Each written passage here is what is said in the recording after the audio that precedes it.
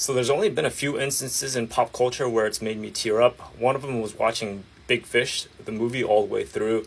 Another was Artemis 2 returning back to Earth from its mission around the moon.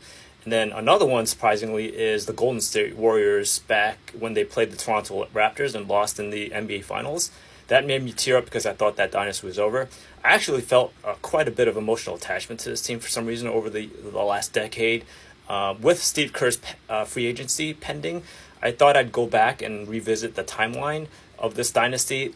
So back in 2009 is when this all started, when Curry was drafted out of Davidson College as an undersized shooting guard.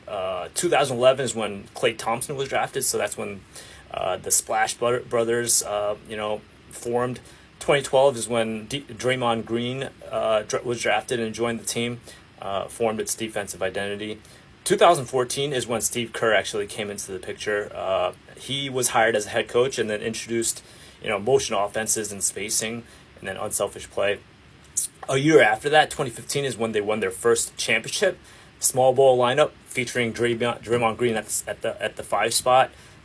2016 is when they had that 73-9 record-breaking season, and then the heartbreak in the finals where they're up 3-1 in the NBA Finals and ended up losing that. 2017, the next year, that's when Kevin Durant joined the team, and the death lineup was introduced. Back when Stephen Curry, Klay Thompson, Kevin Durant, Draymond Green, Andre Iguodala, small ball with Draymond at the 5, Iguodala as the defense stopper. They won the title that year, and then the next year, 2018, is when they went back to back with this team. And I thought at this time, if Kevin Durant stayed with the Warriors, I don't know how many titles they would have won. I think they could have rivaled the Bulls when MJ was there, MJ and Pippen. 2021, Kevin Durant leaves, Klay Thompson's injured. They still had Curry and Draymond Green, but they weren't really in title contention. And then 2022 is when the redemption year happened, when Stephen Curry led the Warriors as the Finals MVP to another title. So that makes 4 in their dynasty. 2026, Steve Kerr, free agency pending. Let's see where this goes. When he hugged Curry and Draymond Green after the game, the play-in game last night against the Suns, I look back and watch some TikToks, made me emotional. This team has been amazing over the last, 10, 15 years.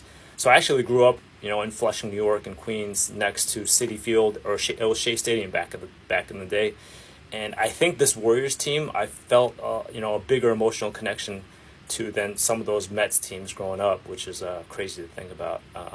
But yeah, hopefully, we hope the best for Kerr and Curry and the rest of the guys. I just want to thank them for the memories over the years.